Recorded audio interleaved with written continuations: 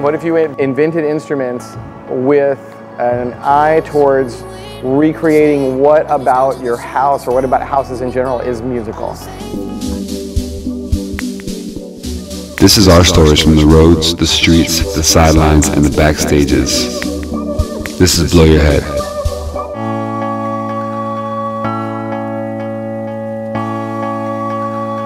New Orleans is magical in a lot of ways. The magic's so thick, I say you can sometimes just like cut it with a knife. We kind of, in an effort to prototype a single musical house, we created this little musical village. There was this falling down house. We wanted to treat it as a place for music and installation, and when it really fell down, it was like, okay, let's rebuild from scratch. And so there's musicians, there's a house, there's musicians in a house, they're playing instruments. No, wait, they're playing the house.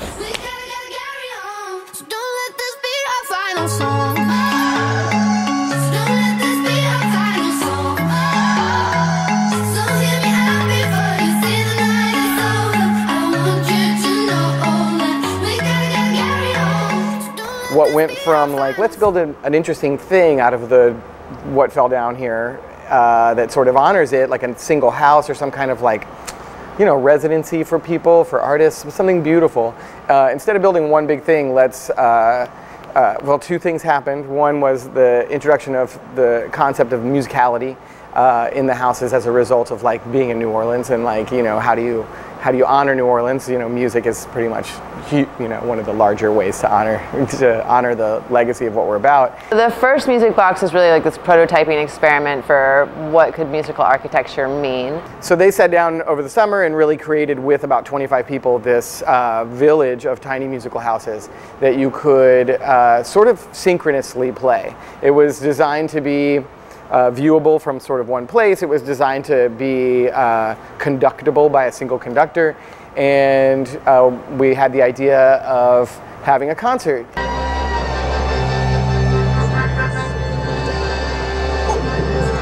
Our last conductor was Ardo Lindsay, who is from Brazil, American, lives in Brazil.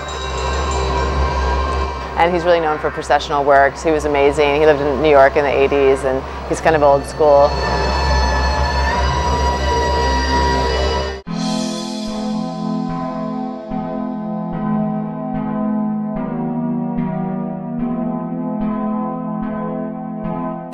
My name is Taylor Lee Shepard, and I'm one of the founders of the Music Box Project, and I'm New Orleans Airlift Technical Director, and I'm the Music Box lead sound artist, I guess.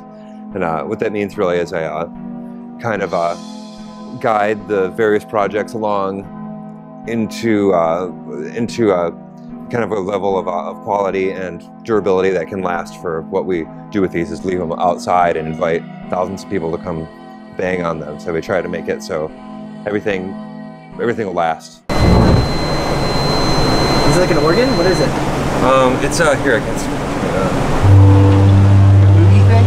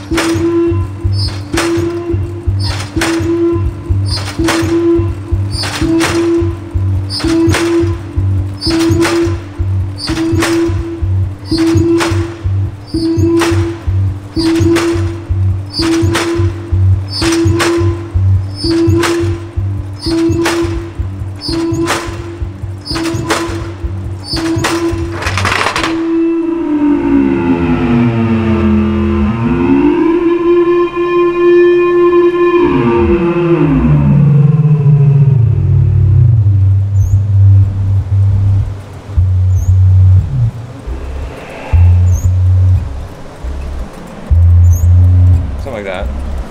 Somebody will come up with an idea, and maybe they've prototyped it with a piece of plywood and a hinge and you know, some kind of little switch or something, and we might take that same idea and make it into like a small steel structure where we build the hinge and like make our own switch and make it also so it's infallible. Okay.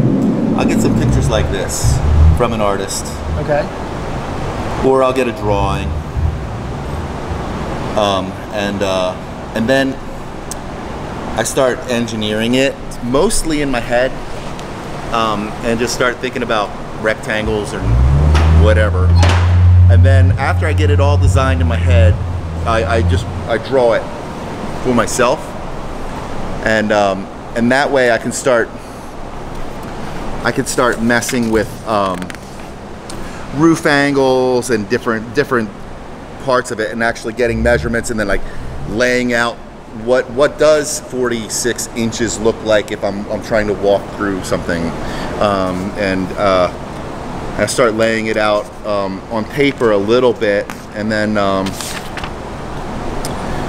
I don't know, a lot of it's chicken scratch, and it means only things to me while I'm doing it. But mostly I'm making the drawing so I can actually get a materials count. If you look at the building like this one, that's what this model was of this one here. It's all tubular steel, like square stock steel. So I need to make these drawings so I know how many sticks to buy, how many sticks to order, and then it's just simple construction. You know, I make all my measurements. I already know my measurements, and then I just start cutting, and then I weld it all together. It's pretty simple. Pretty simple. So how does this thing work? I kind of saw this yesterday, but like show me like, oh, yeah. how it plays. The one aspect that I can show you right now, like the guitar, there's a sliding door where it comes right along here that plays the string. I can't show you that right now because it's not hooked up. But there's what I can show you are the.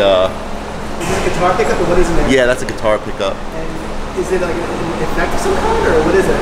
It's just a guitar pickup with tone and volume. And you can line it out into an amplifier or whatever, and through an effects pedal if you want. But what I can show you right now is this floorboard.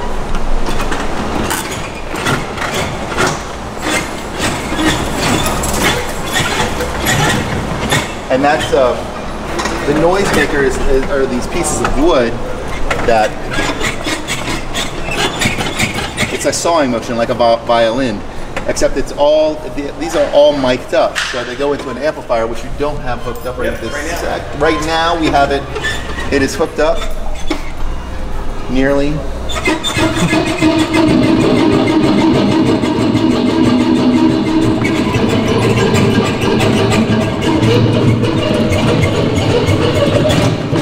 So it gives you like a rhythmic instrument.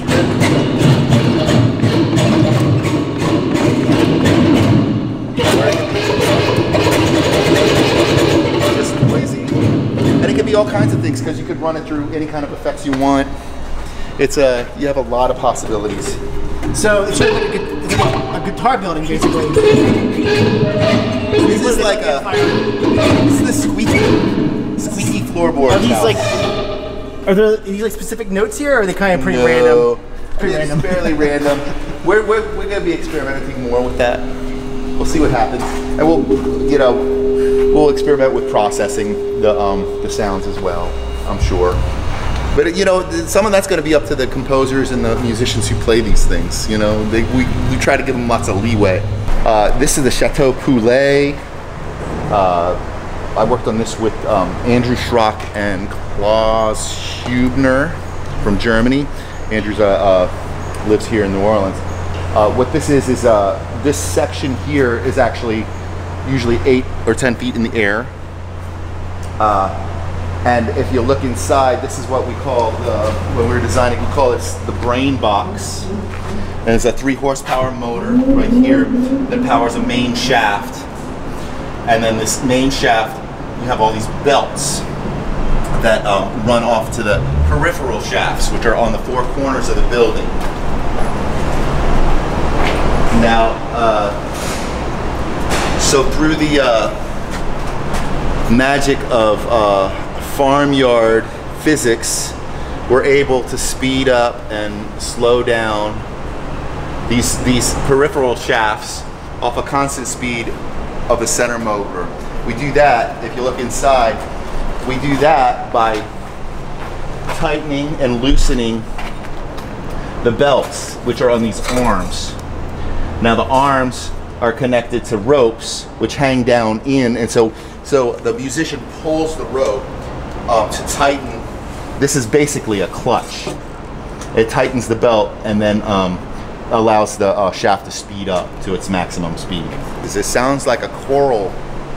I'll spin it really hard and see if we can get this thing, get a little sound out of it. But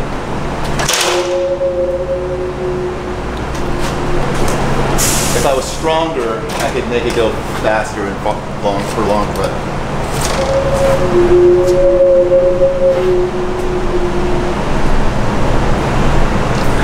And so we have 4 different shafts with 4 different types of sound. And the one over here, I don't think I can make that. I don't think I could give you sound for that. But that's like a bass. It's like a woo woo woo. I'll see if I can spin it.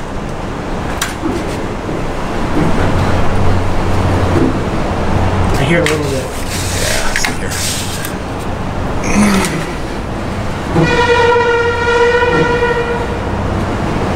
There's a 3 horsepower motor inside. Okay. All right. To a constant speed shaft. Okay. And then each of these is hooked to the clutch.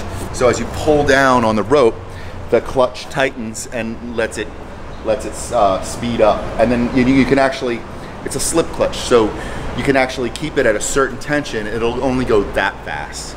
And then if you pull it all the way, it'll go to the same speed as the shaft in the center. So our friend Nina and I worked on this one. It was kind of the last minute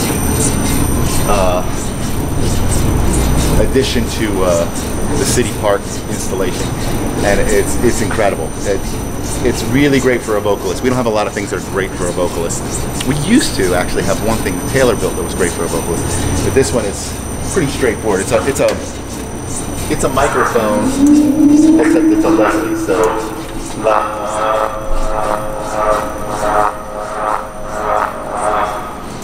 I'm not a vocalist. At the end of the day, New Orleans is like truly the last bastion of the living, breathing kind of, I want to call it folk culture, but it's more than that in the United States. You know, where every weekend you go to a second line parade, a thing that you can't experience anywhere else in the country, and it's not a museum quality experience. It's not something that's like, you know, old and historical. It's living, living, living, and grandmas are there, and hot boys are there, and little kids are there, and everyone's partaking in it. And I think from that like soul and that seed and that inspiration, people are just so attracted to the city because it's so real and it's so beautiful.